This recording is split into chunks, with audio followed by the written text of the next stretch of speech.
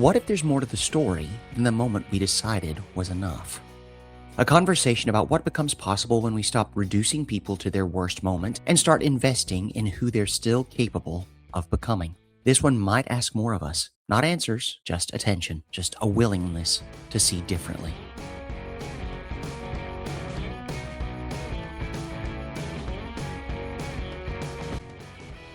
Hello, friends, and welcome to Radical Joy, the weekly practice of fighting for your light. In a world tuned to worry, this is our space to find a different signal, to discover the grounded, defiant, and yes, radical power of choosing joy. This is a vital reminder you are never alone. Dial 988 for the mental health and suicide crisis hotline in the U.S. It's a lifeline anytime. This is Season 4, so let's begin. Our guest, Kim Nugent, EDD, says every person needs meaning and purpose, and for many behind bars, that purpose can feel lost, leading to despair and hopelessness that leads to violence and rule violations.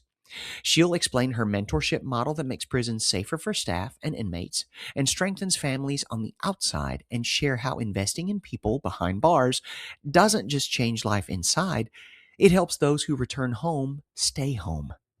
Dr. Nugent can discuss how the peer-led mentorship training works, guiding small groups over 6 months to rediscover their value and direction, and share real success stories. Kim has a doctorate in education from the University of Houston.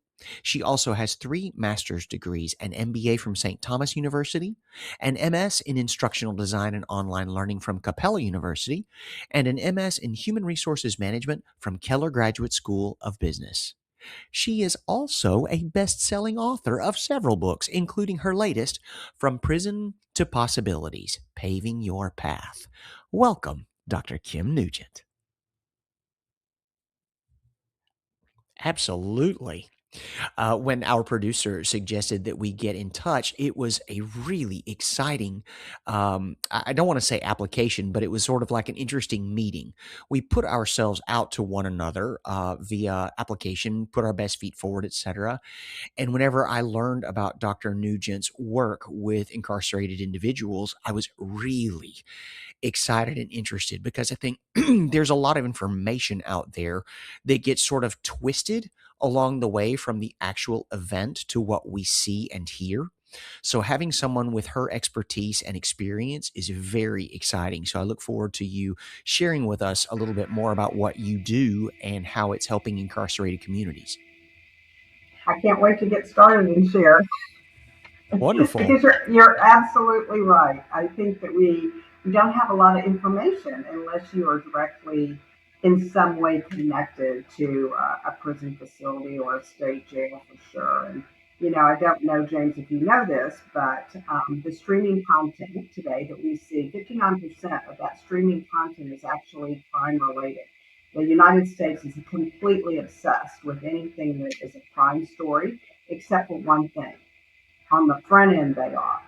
But the moment that someone is convicted, they stop asking questions or anything else, or wanting to understand what happened to that person or their family or anything else. And so I would say that's where we start our story today. That is a fantastic place to start. As a man who has who has many friends who are addicted to true crime, it doesn't surprise me at all. I had not put any thought into that number, but 59% is staggering. But just like you said, we get to the point where the story that intrigues us is over, because now we have to deal with the discomfort of punishment and people who deal with that and how it affects families and units and communities. And I'm very excited for you to shed a little bit more light on that, so we can look at the uncomfortable part and sort of integrate that into our body of knowledge. So I'm going to kind of start with the end in mind, if you don't mind, and Yeah. that is, I'm sure that you may have audience members, although when it's called Radical Joy, maybe not, because I love the title, but I will say this, that you may have audience members who say, you know what, lock them up, throw away the key. And I can understand the perspective. I don't agree with it. I can understand it. And what I mean by that is that what they may not be thinking about next is this. When we don't invest in programming, if someone has been incarcerated and they've not partaken in any kind of program at all, 93% of people in prison today at one day will return home. And when they come home, whenever that is, they could be your neighbor. And if they're your neighbor, do you want somebody who's taking the opportunity to better themselves, to find another path, if you will? Or do you want someone who's just not done anything and continue to learn more negative behaviors and they'll be your neighbor? You choose. But it's honestly that simple. And that makes all the sense in the world, because I love that you called us out a little bit on that. I get on board with that 100%. Lock the door and throw away the key. What you offered is how many are going to return home at some point after however long it may be their incarceration. And to me, whenever I was coming up in school, we were always taught that it isn't just imprisonment, it is rehabilitation to be put back into society once they have served their debt to the community and hopefully learned different habits that are more integratable, more socially acceptable, and safer for the community at large. Absolutely. I am very pro programming. And what I mean by that is, I love my program. We'll talk about that. However, I think things have to happen beforehand. So, first thing is somebody has to decide, you know what, I really do want to change. And this is my opportunity inside this facility to do that. So, some prisons have GED programs, or you can earn associate degree credits, or, an associate degree, sometimes even a bachelor's degree. Many prisons have some kind of faith-based program, either a faith-based dorm, or we have ministries that come into facilities to be able to change and make a difference. And that's where I think real transformation happens. And then other kinds of things, so certification programs or mentorship. Now, having said all of that, that sounds amazing, and it is, but only 50% of the prisons have anything that I just described like. So there are some amazing wardens throughout the United States who truly believe in rehabilitation, which is what you said, and there are some that do not. They're old school, but it always comes back to, I don't care what facility it is. We can't make blanket statements about any particular facility. It always goes back to leadership. And just like a corporation, Yes. that corporation is only as good as that CEO and the executive group that's running that organization. It works the same way in a prison because we're still talking about people. So there are people that are running facilities that truly, truly believe that things can happen, and they are all about helping people be able to turn their life around. And you're absolutely right. One of the things is that, I'm sure you've heard this quote, but just in case, one of the most effective quotes I think I've heard about this is Nelson Mandela. And they said, how is it that he could have been in prison for that long and then become the president of the country? And he said, the man that went to prison is not the man that walked out. And I think that's really, to me, at my core about the work that I get to do. And it's a complete privilege to be able to do that. And I get so much joy from them. I mean, there is no amount of money ever that could ever replace the feelings that I get working directly with. Wonderful. And it really does come down to leadership and the sort of perspectives that they share, because these people that are incarcerated, they do have a lot of time on their hands. So they do have the opportunity to learn more, to broaden their horizons. And honestly, for some of them, at least from my very limited knowledge, could be some of the most education they've been privy to having for a lifetime. We read so much about the poverty to prison pipeline. We read so much about the lower education, and lower quality education can lead right into a life of something like that. And it breaks my heart to know that exists. It also gives me a glimmer of hope to know that there is programming available in some of these facilities to make sure that they have the opportunity to learn that from great educators, from excellent leaders. And hopefully it will rehabilitate them so when they rejoin the community, that they have something more to offer. Absolutely. One of the things that I think sometimes happens is when people have perceptions about people who are incarcerated, they may be thinking about the way they grew up, for example. So their comparison is not the right. It's like apples and oranges, honestly. So however you grew up, maybe you had a mom and a dad, maybe you didn't, maybe it's a single family, whatever, or the community, or your extended family, or whatever that looked like, or the school system, or food that was available to you or not available. So if we go back, if you talk to most of the people that I work with, many of them have life sentences, but most of them experience trauma, not just one time, multiple times, early ages. And that's what they knew. And so it's not surprising when they've had so much loss that people truly have let them down. People that they should have been able to trust were not available, and they took advantage of that.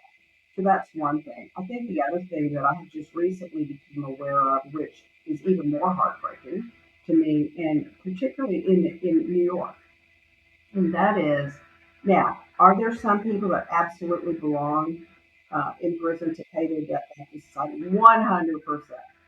And if they're not willing to change, should they stay there? Absolutely. So I'm very clear about that. However, there is a percentage. Now, it's somewhere between 5 and 10% of all of the people. And there's over a million, it's almost 2 million people in the United States who are incarcerated. 5 to up to 10% are wrongfully convicted.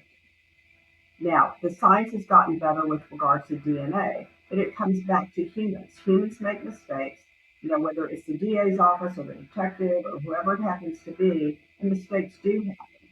But it's just when you think about people who are taken away and they didn't have legal representation or not effective legal representation, they just really don't have they don't have a prayer, honestly, of being able to leave the situation. So at least while they're there, if we can start to do some things like, real programming. I think the other thing that everyone deserves, I don't care who you are, is dignity and respect. And that's even this is such a complicated topic, and so I know where I'm going to make a difference, and I'm going to make a difference when I'm there. On the other hand, know, the true opportunity is to actually have what I would consider to be a turnkey solution. What I mean by that is the Prison of Possibilities program is one where I work directly with people who are incarcerated. We don't say inmates, we say residents, but the residents directly for about 2.5 days. And I teach them how to be a mentor. So it's their program, and they're running it for 6 months. And they meet once a week in a small group of 4 men, and they have a curriculum that's very structured.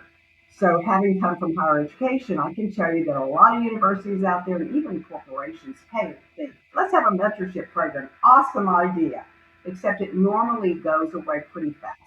So they'll invest in that meet and greet and the matching and all of that. And maybe for 2 meetings it's really effective, but that third one, the mentor and mentee are often struggling about what are we doing here? Well, this program is all structured, and I want them to have the confidence when they leave me that they can do this on their own. And I will tell you that where I've seen significant change, and this is in the Prison Possibilities program, is that they find their purpose. And when you can pour into somebody else and you can make a difference with somebody else, that changes everything. That's when real healing starts. And when they see that happening, again, they have a reason to get out of bed in the morning, a positive reason to get out of bed in the morning, and to be able to go in and look forward to learning. And they don't have any power over their mentees. They are learning as much from their mentees as the mentees are learning from them.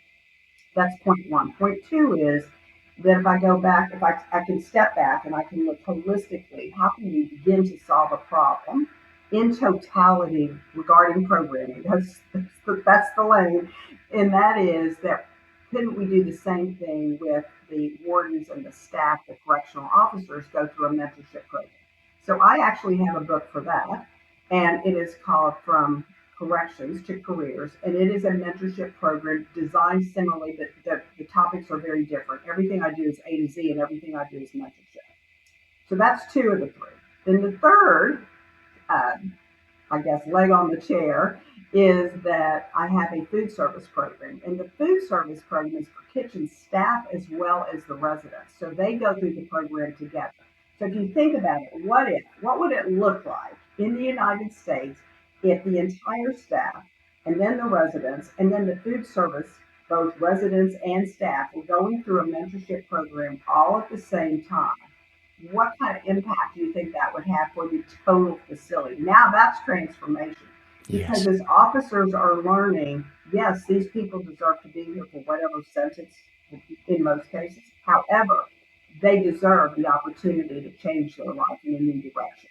And if I'm an officer, regardless of what's going on, if I can treat them with dignity and respect, we have an opportunity to do some rehabilitation, honestly. Yeah.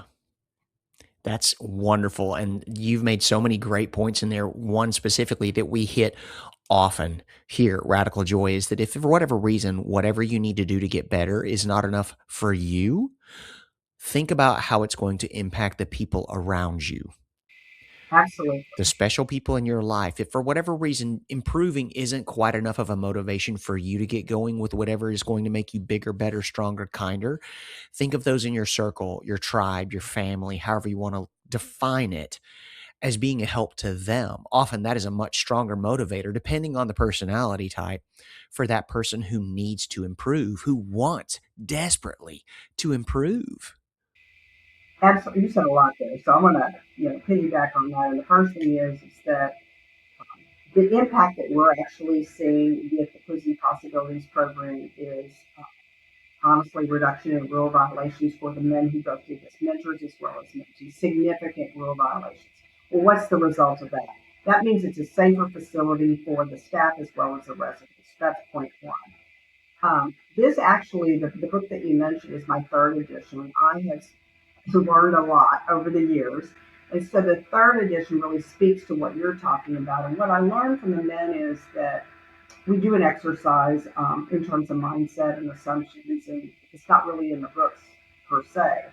But what I learned from them in some cases is they were waiting until they were released to kind of reintegrate with family or children or things like that. And I thought, I wonder if maybe I could help them do something different. So in this new edition of the book there is a list of 52 questions when if they're lucky enough to still be in contact with their significant other in their life, Yeah. then these questions are different. How to come from a place of instead of me, put money on my account, it's a we. How can I assist you? How are you feeling? What kind of support do you need? Even though I'm locked up, you know, just checking in and understanding the stress that this woman by herself, probably raising children, is going through and the pressure she feels to do a good job. And now you're not available. So there's a way to be able to change those conversations. Then I have a set of 52 questions to have real conversations with your children. They may be the only child, may not be, but they may be the only child that has a parent in prison. Mm. And how do you explain that to your friends when your dad's not around? Yeah. And then your family, maybe not understanding how come this happened or whatever that does into the family and how they feel. And then ultimately is when they return home, one of the things that I say, and you said it a little differently than I said, and this is not something I have ever created, but I do believe I see it in action all the time, and that is when they know better, they do better every single time, every time. And then when they go back, so let's just play this out for a minute. So they go back home, they've taken programming, they have done some things to really change their life. Then if they can reintegrate, and I said if they reintegrate with their family and their children, we can begin first step to change this generational curse, if you will, because a child is more likely to go to prison if their parent has been incarcerated. Yes. So what would it look like?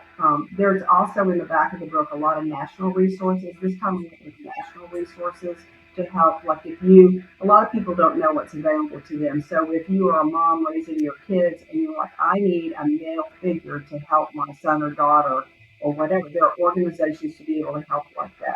There are organizations to be able to help women who are trying to raise their kids by themselves and they don't feel like there's anybody they can talk to.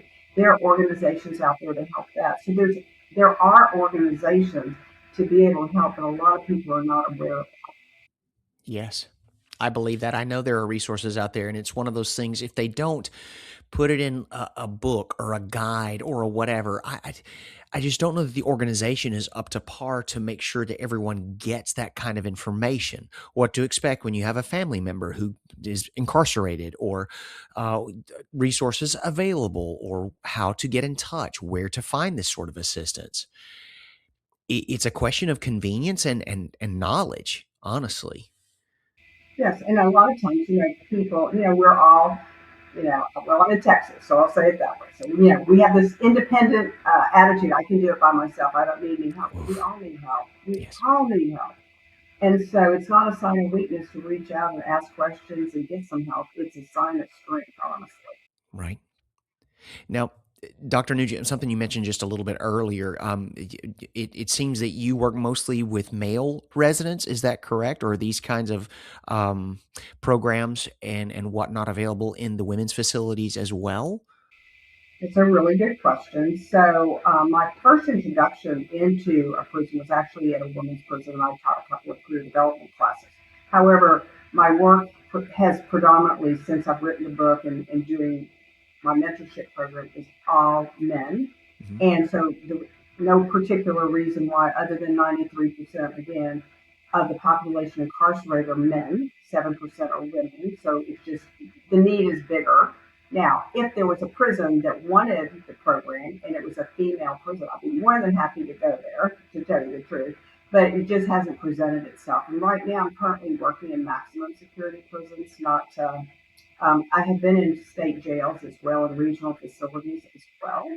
Um, but what I'm really most excited about, honestly, is the work in the maximum security prisons. That may sound weird to people, but it's because you can make probably the biggest impact if they want to. And it always comes down to, I think, I'm not sure you mentioned it, but I am a coach. I'm an executive coach as well when I'm not working in prisons. And one of the things, even in coaching, I know this, I don't care who the person is. If they want coaching, great, we'll work with them. If they don't want coaching, we're not taking them on as a client. There's no point. And it's the same thing with the men who sign up for the program. They want it. Now, they may want it for all the wrong reasons in the beginning, and that's just real talk, right? And so, but what's interesting is when they get in the program, and somewhere along the alphabet, A to Z, one of those letters is going to speak to them like they've never heard that word before, and all of a sudden, that's going to be the turning point. That could be one Yes. thing. A second thing that happens, and this happens all the time, in this small group, and I say when the mentor does a great job building trust and confidentiality, these men somewhere, 6 weeks in maybe, realize I can actually say things that I have never told anyone, my real feelings about something. It is completely confidential, but it's a safe space. And when they get to be able to talk it through out loud with men, that's not typically the thing that happens in a prison. It's changing the conversation 1 week at a time. And that's what's been so great. And so I've been a couple of prisons. I work in Mississippi, Texas, Florida right now. And, I always think about, I wish I didn't know what, you don't know what you don't know until you do Yeah. it. And when I took the first tour, in particular, in these two facilities, it had a feel, just like you walk into an office and you could, or a retail store, or any place, go get your coffee. It has that place has a feel when you walk in, and it's either humming and it's going really well, or it is just, oh my gosh, what is up with these people? Right. So when I walked in, there was a feel to it. It was not a positive feeling at all. It was actually quite scary feeling. And here we are 5 years later, and if somebody could walk with me now and just experience, it's pure joy, honestly. People are respectful, and we do hold our mentors and mentees to a higher standard. I'll be honest about that. Like, it's a Okay. privilege to be in this program, and here's how it's going to work. And if you violate anything, you're not in the program, and they understand that. And Great. so that's exactly, but I meet them where they are, but also I hope I hold them to a higher standard. People will meet you where you see them, and I know that there's nothing but possibilities. And it's just so, the word I'm thinking of, which may not be appropriate, is just fun. Maybe rewarding is a better word. Okay. Just to see the light bulb go on with these guys. And The other thing is that after we finish the program, and usually it is a 6 month program, I always say 6 to 9 months. And I say 9 months because of lockdowns, and so the program stops when lockdown happens, nothing's happening. But when that gets released, we go back. We have a formal graduation, and they actually plan the formal graduation. Many of the facilities actually put them in cap and gown. They get a certificate. They're part of the program, so they have an MC that's one of the residents. Then we'll typically have between 2 and 4 mentors and 2 and 4 mentees talk. And what just fills my heart is that when I meet them the first time, they're very quiet. They don't know me, and they don't know what all this is about and all that. And then to see them later, and they're standing behind the podium and they're giving a graduation talk about the experience of either being a mentor or mentee and what they were taking away from that. This last graduation, I almost fell out of my chair. They were so articulate. They didn't have notes. I mean, it was so heartfelt. It was amazing. Now, the other thing I've learned, James, that I didn't know in the beginning, so I'm just going to keep telling what I've learned.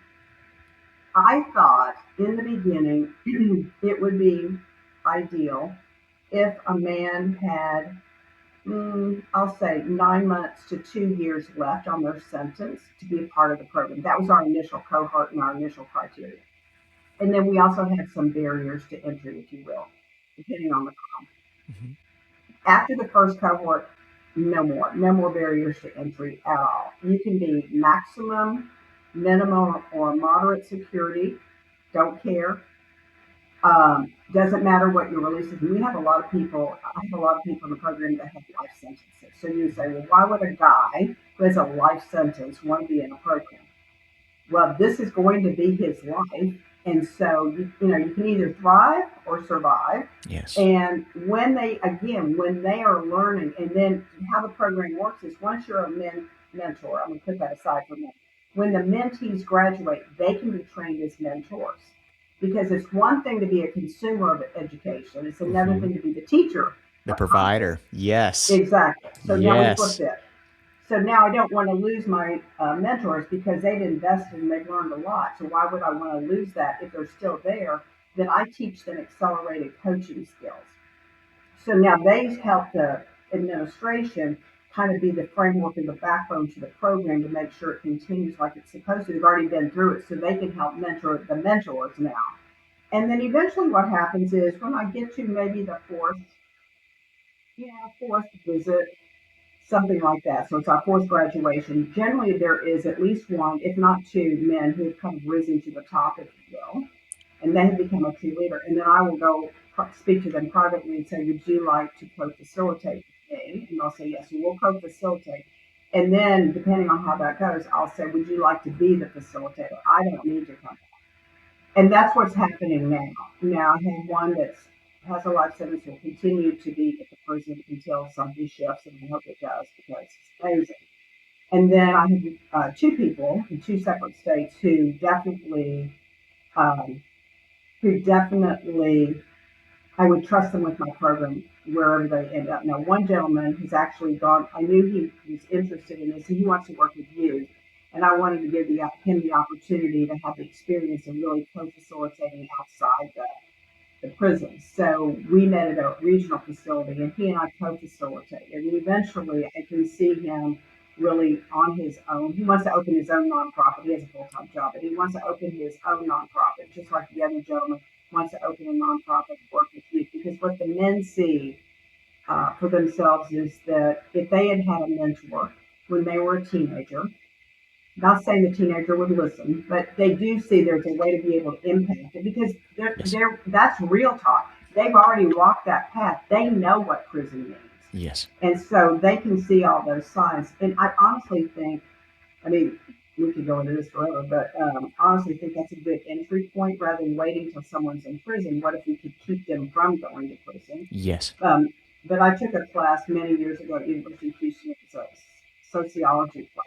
And this is not a new conversation, but I remember the teacher saying, if we took the money that we spent in prisons and just diverted it to Head Start programs, like when kids are 3, we would not have the problem in the United States that we did have. And it's absolutely true, whether that's good education, whether that's food, they're suffering from food scarcity. They need to be living in a safe house or Yes. place, and on and on and on. So it's very complex. But everybody, just so you know, I always think that there's possibility in everything, and everybody, no matter who they are, can participate in some way. Yes. You don't have to be inside the prison to participate. No. And I have had that. I have held that. That is the hill I will die on forever. If you remove things like poverty and need, I think if you increase education and reduce poverty in a community, I think that so very much of everything that we have to deal with in the criminal justice system would be almost unnecessary.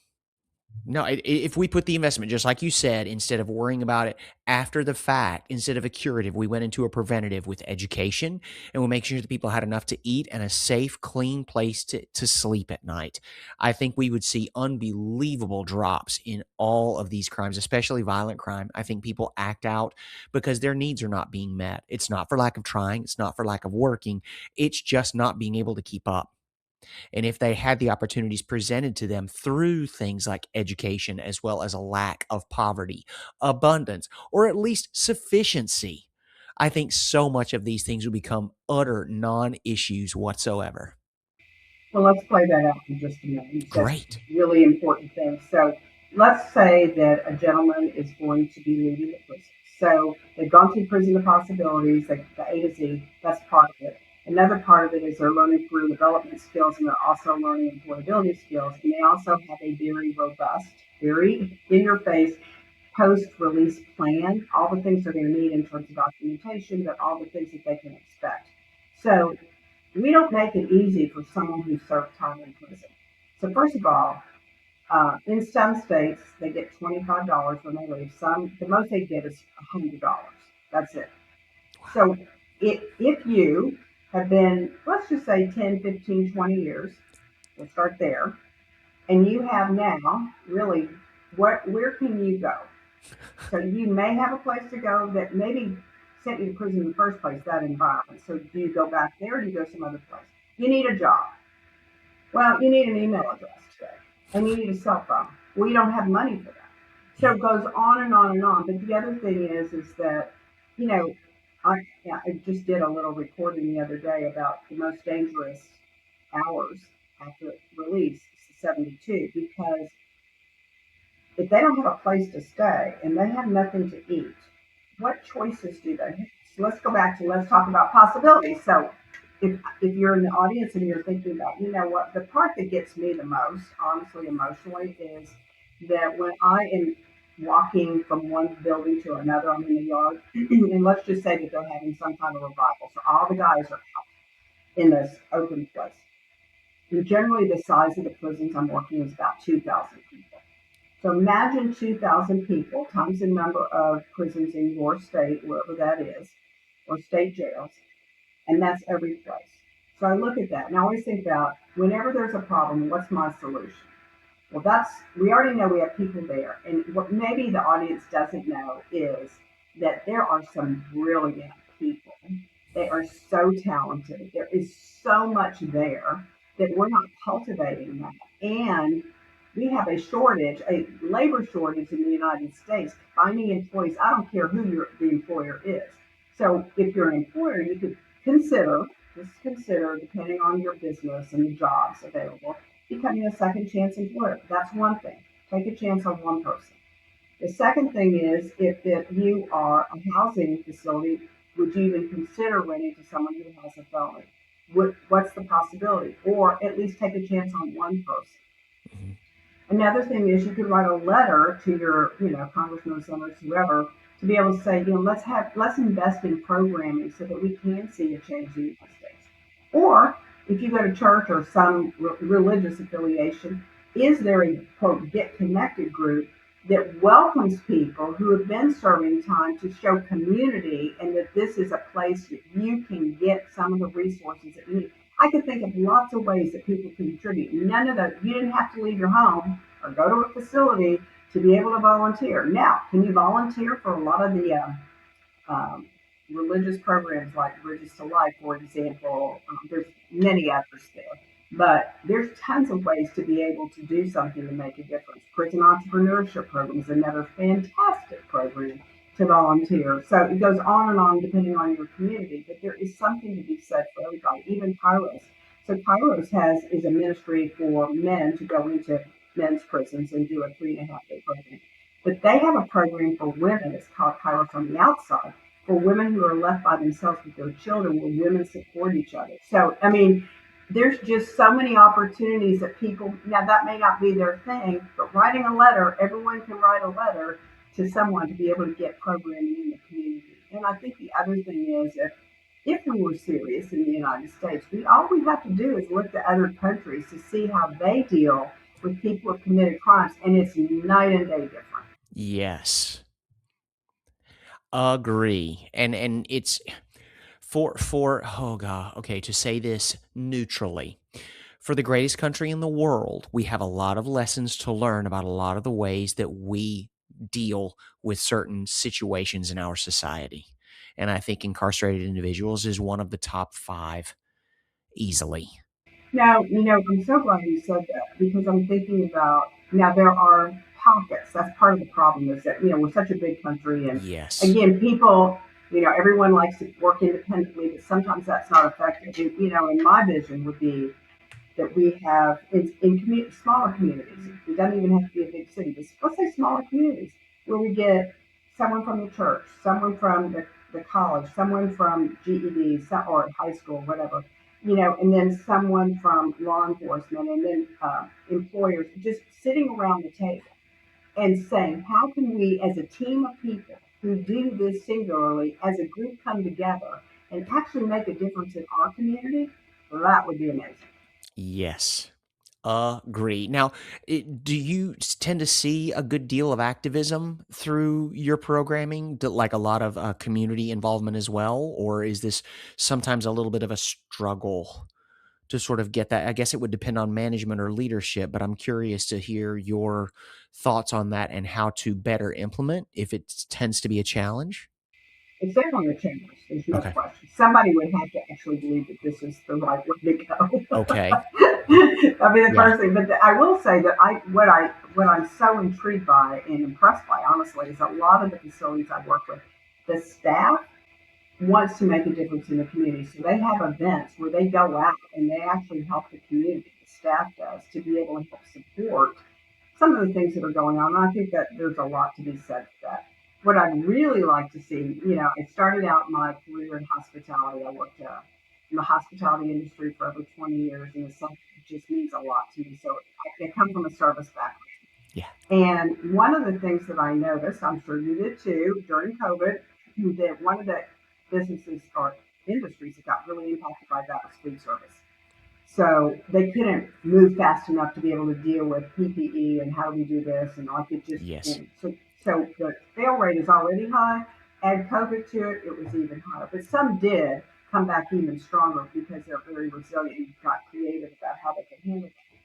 But nobody in the restaurant industry really 100% has come back. Let me give you an example.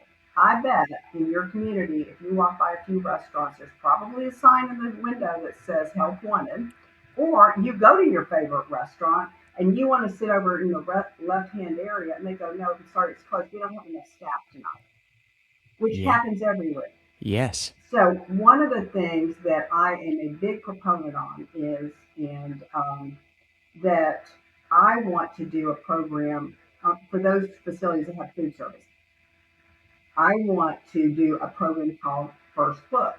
So First Look in my head works this way. So we invite some of the local restaurant owners, general managers to come in and they just do an interview, a mock interview with the people working in the kitchen. We get out relatively soon.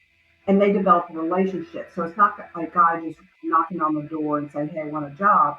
They've already learned something about this person. And there might be an opportunity for that to come together. That would be ideal. The other thing is that maybe food service operators don't know. And food service people are willing to take a chance on someone who has a record. There are a lot of them out there. However, the one thing is that maybe people who are operating facilities today, meaning restaurants or hotel restaurants, they may not be thinking about the people that work in the kitchen. kitchen. I'll tell you why. They could, no matter who you're going to bring in, assuming they have a good work ethic, but if they're working in the kitchen, let's play this out for a minute. They're accountable in the kitchen. They're working 12-hour shifts. They're getting 3 meals Yes. out, 2,000 meals times three every day. Hmm. Every day. Now, people will go to a restaurant for good food, but they are not going to go back if the service is awful. If you can't get the food out of the kitchen, you're not going back. These guys, from a production point of view, nobody can hold a candle to them because in which the number of meals they have to get out and the speed in which they have to do it is ridiculous, and they're good at it. Yeah. And so, I'm going to say to all of the, food service operators out there, consider the possibility of hiring someone who has a record. Give them a chance. It may work out, it may not. I can't speak for them. But I can say that in terms of production skills, which if that's what you're looking for, and some of these guys found their niche when they went into the kitchen. They had maybe never ever cooked anything. And then now they're the baker or they're the grill person or they're whatever that happens to be. It is unbelievable. And many, I can't say many, there are some facilities that will allow um, the guys in the kitchen to go sit for their ServSafe certification. So it saves the employer a full day and $300 to take that test. And they know about sanitation practices and food storage and time and temperature and all of those things.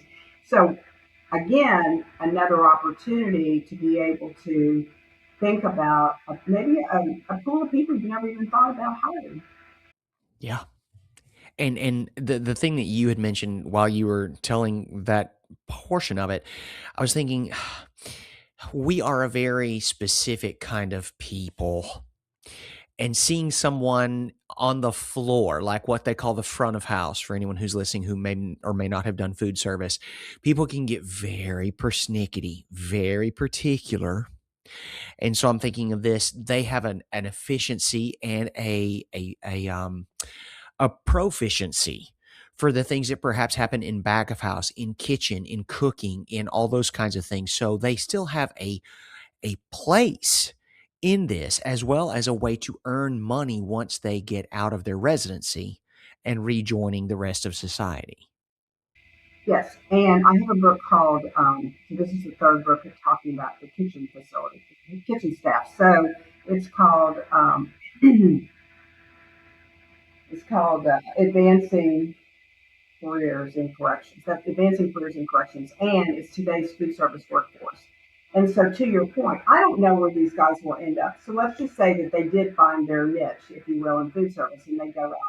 They probably are going to start in the back of the house. They may have to start all over being a dishwasher, minimum wage, and all that, but very quickly, and I do mean quickly, they will be excelling to that next level, whether it's grill or something else, baking.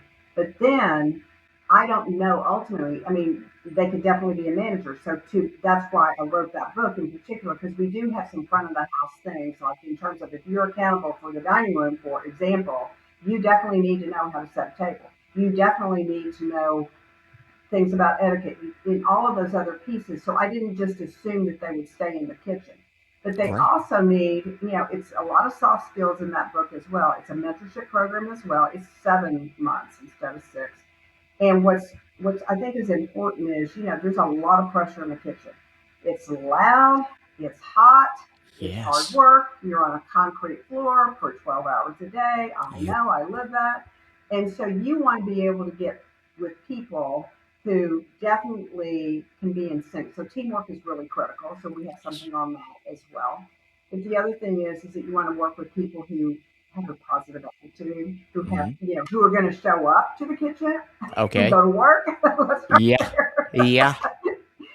And follow instructions. They've spent however long before rejoining the rest and getting this job at this restaurant following instructions because there were pretty severe penalties if they didn't. And so now, the penalty situation is probably a lot lighter. It doesn't mean there isn't a consequence if they don't.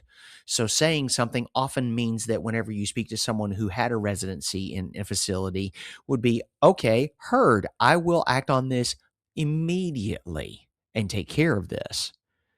And two, I've worked in several restaurants myself, and I'm here to tell you incarcerated individuals versus folks who just lollygag around as just some person who decides to be a waiter one day. I I put a lot more faith in the formerly incarcerated than I do in a whole lot of the folks that I worked with in restaurants all over this creation. I think today's better than it ever has been for second chance employers out there. However, things are changing all of the time. So, one of the things that I occasionally will do is I will always go out and I'll go do a research check to see what employers are actually hiring today. And then I give that back. That's also in the book. It's not necessarily food service related, but definitely there are different companies out there who will hire people who have Oh, felonies. So Amazon is one of those companies.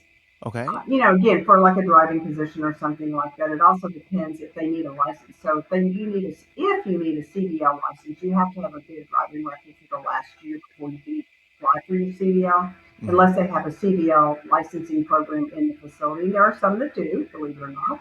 So there are just things, but the other thing I think that's besides, as I said, when they get out, they have to have an email address and a cell phone because they have to be contactable if they're going to Right. be hired someplace, using basic things. But if a guy has been in 10, 20, 30 years, and I want all of us just to think about how much life has changed in the past 30 years with technology, with cars, with cell phones, with computers. The way that we work today is so different than it was. And then even now in the last 3.5 years, in my experience, with AI chat, GPT or Copilot or anything, things are moving at such a warp speed. And Yes. that's something that's not available to them they don't have internet access for a variety of reasons, security being one, Sure. but at the same time, they're totally coming out at a deficit. It, a huge deficit because the entire world runs on internet access. All Exactly. of it. I mean, you can't get by anything in this world without an application anymore, and that's internet, and it's also on smartphone, which God only knows how they're supposed to understand that sort of situation. I mean, of course, they have a knowledge of it, but I think the extent to which we are dependent on these devices is probably downplayed in a lot of situations like that. But even thinking about, so we can say technology is a piece of it for sure. But let's think about, because I know some of these stories, and when they've gotten out and then they're with somebody and they're in a car. We pump our own gas today. 30 years ago, you didn't pump your own gas. You Right. go to the grocery store, you check yourself out. We didn't do that before. Like Right. all of these basic things that this is just the norm today, they have no exposure to that at all. Right. And you go to McDonald's now and you don't even speak to a human being anymore. You touch I that giant know. iPad. Like, how in the world is someone supposed to just know that's what's happening? You've basically got to have a seeing eye person just to kind of lead you around and like culturally reintegrate you into the world of technology, depending on how long they've been away, of course. Now, do you see that most of the time the more second chances are from mom and pop type organizations, or do you see them more from, say, corporate entities? Like you'd mentioned Amazon. Do some of the larger names in food service do that sort of thing as well, or would it be more apt to sort of like go for a local type eatery situation? I don't know that I could really answer that Oh, accurately, but what I would say is that it depends. It depends on where that prison is, but it also depends on where they're going back to. Just because they were in that prison doesn't necessarily mean that they're going to reintegrate into that community. Maybe they got sent a different part of the state or another state, whatever it is. You really can't speak to that. It goes back to leadership. Is the leadership of that organization willing to do some of those things? But I am seeing more and more. Walmart is another example. They'll hire no. um, people that do have records. Yes, in some local areas will do. I'm not going to name the name, but there is a 4-star hotel company Hmm. that hired someone that's on for an executive chef, which she's so excited about because, I mean, that was definitely a dream come true for this gentleman. And, that's when it's fun, then like all of it's been worth it. When somebody is there to receive that and then to be giving that is a great thing. And I do think that you said something interesting about, other people that you've worked with in food service. And I knew when you said front of the house, you've worked in food service. But, but one of the things is that people take jobs for lots of different reasons. But when these people come out of prison, they need a job. And I'm not saying that they're always going to work out, or they may not. But if they've taken classes to be able to demonstrate that they become a better version of themselves, and a lot of prisons offer anger management classes, which is huge, Yes, definitely necessary. But they know what it means to not have things, and they're going to work hard. I agree. I think that an opportunity, whenever so few are available, and just the opportunity to have more control over one's life. Because you mentioned much earlier in our conversation something about this is not a forced program. This is a privileged program. This is something that we don't. If you don't want to do it, we're certainly not going to force you to do it. And that is a big deal, I would assume, in incarcerated communities. Almost everything else is so regimented and so required and mandatory. To have the option for something it would seem to me to be somewhat refreshing. And so then to be then flip the coin, someone rejoins society, and now they are inundated with almost infinite choices. And that seems it would be slightly overwhelming to me. I'm thinking go to the grocery store today compared to, again, many years ago. And I tell this silly story, but it's real, which is probably maybe 40 years ago. If you went to the grocery store and you went down, let's say, the condiment aisle, and you were looking for mustard, you had three choices, Right. French's and maybe one or two others. Right. Today, you have 50 choices. And so that could be a trigger all unto itself. I mean, there's so many things that can't. We talk in the book specifically around. I have a section in there about if you've been out, I mean, you've been incarcerated 10 years, this is how the world has changed 20 years, 30 years. Another place we spend our letter P is PTSD, but it's also PTSD, post incarceration syndrome, and ACEs. And Oh, their post incarceration syndrome is something new, and I want them to be prepared for what could potentially happen. So what that means is that they may think the moment they get out, everything's going to be great, particularly if they have a family to go home. And I want that for them, and also want them to be aware that there might be a sound, a noise, a color, something that could be triggering. For some guys, it's going home and you think, gosh, getting back in a bed, not the where they've been sleeping that hot or whatever, on the floor, that they can't handle it because they've gotten so used to that small cell, dark lighting, loud as you know what, and so that is not going to happen instantaneously. It's going to take time. However, that's important. But I want to talk about one more positive thing, and that's the last graduation of this facility, not East, this last facility I was attended a graduation, and one of the mentors, he's at the podium and he's talking, and for a moment he took a breath, which was very smart, and he actually took in this group of 75 guys graduate. And he said, this is overwhelming. Like to see 75 guys in one class graduate. And I'm so glad he said it because when he said it, I actually looked more carefully. And all of a sudden, I saw something that he didn't say. So at the end, I went to the person that was overseeing the program, and I said, I saw a lot of maximum security guys in the audience graduating today. I said, I think it was like 30%. He said, that's right. Which is amazing because normally program is not offered. They don't get anything. yeah. They're never offered anything. And for them to have gone through a program and to be able to participate, and for some of these guys, that certificate is the first certificate they've ever gotten. Hmm. And so they want a picture, they want to send a picture, home to their family to show them, as they should. They Yes. should be proud of that because they had to put Yes. work in. They had to read, they had to answer questions, they had to be prepared for those meetings. And but I'm not going to say that. As I said before, I want to go back and make sure people understand. It's not like everybody goes, "Yes, I want to be in this program." No, it doesn't work No. that way. Nothing works that way. But the mentors will go and have conversations, and some of the mentees that will be in the group they know, and some they don't. But sometimes a guy will come more than once. Will come, and the reason they signed up was just to get out of the pod, you know, Sure. and get up. Nothing wrong with that. Not at all. Or whatever crazy reason they have. But what's interesting is once they get there, they realize, oh, this is for me. And Yeah. then it's everything changes. You mentioned that earlier in our conversation, which I thought was so lovely. You don't know what you're getting into because chances are good you've never dealt with anything like this before. Meaning, the residents. And they get there like, well, I don't know, but it's better than hanging out there because, another day kicking rocks in the yard, blah, blah, blah. And they get there and then all of a sudden something just plucks a string in their heart. And they found their alignment. They found the thing that really gets their heart going, their passions flowing, and they get to follow that through to fruition because of the programming that you are helping these places facilitate.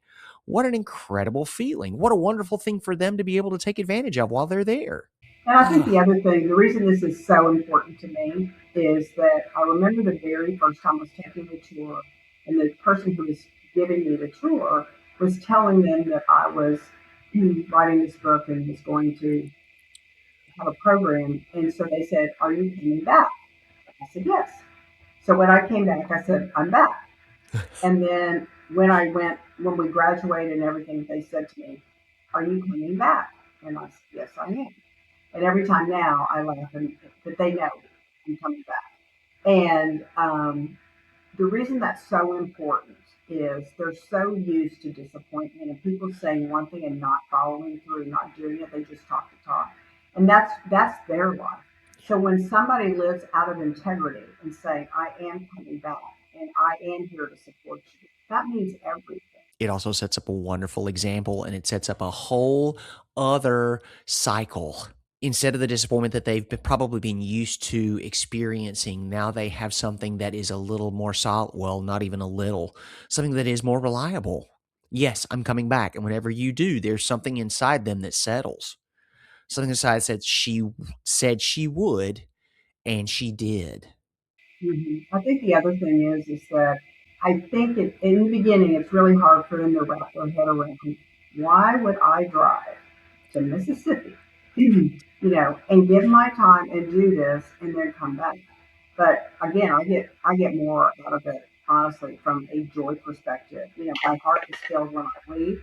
And they're challenging. It's not easy, and I love that too. They challenge me on things and they ask really good, tough questions and they want to learn. And to me, as an educator, there is no better feeling than having people who want to learn and do better and ask really tough questions. And if I don't know, I say, I don't know, but let me get back with you. I will have the answer by tomorrow or whenever it is that I'm going to do that. The other thing I do is that I do call the facility every single week and check in with the administration to make sure that, they're set up for the right way to introduce that particular topic or if they need additional resources. So I have the ability to be able to research and then scan it back to the facility, and then the deputy boarding over programming can give it to the mentors or whatever it happens to be. But I also know that if you're, well, I figured this out. I shouldn't say no. I learned this. Should not. I'm learning every day. But one of the things that I did was I thought, wouldn't it be a wonderful thing to kind of keep the conversation going, if possible, throughout the week, not just their meetings. So I developed a card game, Prison Possibilities, to keep, they pull a card and it has questions on it. Mhm. And it's a reinforcer of what the book does, but it's a fun and different way. I have one for food service as well. I have one for the staff as well. But, it's like when you go to a meeting or may not be the meetings you attend, but many meetings that I run, they all have icebreakers because I want to get people connected first before we have the meeting or whatever it is. And to me, the card game is like an icebreaker to kind of Good. do it. And it's different than the book. So again, for any of us, we learn something one time, it does not stick. At least not in my world. Right. I need repetition over and Repetition. over, Yes. and I need to practice it and I need to do it until I really have it. And so, being able to bring things, I was so excited when the new book came out because even the guys have been working with my material for 4 or 5 years, they need something new and fresh too. So I said, guys, this is all brand new content. It's going to be, and they were excited about that too, because again, there's only so much, and then you stop kind of paying attention, right? You come on autopilot. And so I'm always excited to look more and do more. And to learn more and to bring all the resources that I'm learning about. There's great people around the United States I've been able to connect with, and if they have the service when they leave mentorship program, whatever it happens to be, there's some amazing organizations in New York, that's for sure, Yeah. that are doing some really great work. And so, want to make sure that people can tap into that. Wonderful. Oh, it honestly, it does my heart good to hear things like this because we have so much doom and gloom, especially whenever it comes to incarceration. And then we get onto things like due process and the appearance of ICE and all these other sorts of things. So to know that in a more conventional sense of these incarceration facilities, that there are people like you who are working so tirelessly and across several different states to make sure that programs like this are implemented where possible to make sure that the work of rehabilitation is happening. And it's not that you are giving it, it is that you are collaborating with these residents to make it happen. And that is incredible. Well, the statistics actually say that when you have a shared experience mentorship program, you can reduce recidivism up to 40%. Wow. And the one thing you said that's really important, and I would be really negligent if I didn't really acknowledge, there are so many great people working inside these prisons every single day to make a difference. Those educators, those programmers, those therapists, whoever it happens to be, the leadership is, and they're not doing podcasts. Yeah. So I just appreciate the opportunity to continue to get the word out, to be able to have more programming in our prisons across the United States. That would be step one. Wonderful. And also, I want to make sure that we include everything in the show notes. So, anyone out there looking to donate, looking to be a help, like you were saying, there are any number of ways that members of the community, local and far off, that can do to help facilitate these kind of programs in these facilities. That's incredible. That's wonderful. Yeah, and the last thing I'll say before we close out is that, um, you know, I don't know that people understand the impact of this, but what the statistics actually say are 50% of people in the United States have a friend or family member who has been incarcerated or is currently incarcerated. That's a lot of people. So Yes. it may not be someone in your immediate family, but you probably have a friend or a relative somewhere that has either serving time in prison or has served time. And so it's not something that's not, it affects everyone in some way. Yes. And I think that's so important. I'm so glad you came back to mention that because so many people's like, well, that's never going to affect me. That's other people. And you just nip that right in the bud. So many of folks today, like if it doesn't impact me directly, I'm not necessarily so terribly concerned. Please understand whenever we say this, those numbers are huge. And then you don't even have to go 6 levels to get to like Harris. Oh, is it? Oh, Kevin Bacon. 6 degrees of Kevin Bacon. There we are. Thank you. It's like, that doesn't feel right. That's all right. What am I getting wrong here? Uh, But you don't have to dig so deep to find friend, loved one, community member, someone you knew from church, like any number of things. Absolutely. And it's just so important to know that this affects us all. You may have to dig a little deeper to find your connection. It is there. And the one thing you said, I'm going to close out with this, and that Yeah. is that in the very beginning of my book, and I say, by the grace of God, I've never been incarcerated. But the truth of the matter, for any of us, wrong place, wrong time, wrong person, wrong company, you don't know. And so that's one of the things that I take to heart all of the time. Good. We've all seen that in those movies as well. You're talking about 59% of the entertainment we consume is somewhat crime based, and it blows my mind. But they mention that in so many of those shows. They're like, it's not a question of what if, it's a question of when you get on the wrong side of the law. Because just like you're talking, it could be the wrong time, wrong place. The company you're keeping, you didn't know who they were before you were found yourself on the wrong side of plexiglass or yourself in handcuffs. Like so many things can happen so quickly. And so it's best to kind of keep that in mind. I'm not trying to preach to anybody. I'm just saying it's good to know that there are programs like this for all of us because we do all benefit. That rising tide, it's lifting all these boats. Dr. Kim Nugent, thank you so much for joining us on Radical Joy with CLW Studios today. Thank you. It's really my pleasure. Listeners, thank you so much for being with us. If this is your first episode, welcome. What an informative and interesting hour we've gotten to spend with Dr. Kim Nugent. If this is not your first episode, welcome back, friends. In order to get the word out and disseminate this incredible information, please like, share, and engage with this content to make sure that anyone and everyone out there can know more about these kinds of situations, especially in the United States of America. And as always, please, friends, never forget, we love y'all. This episode isn't here to fix you, just to sit with what's complicated and maybe open something.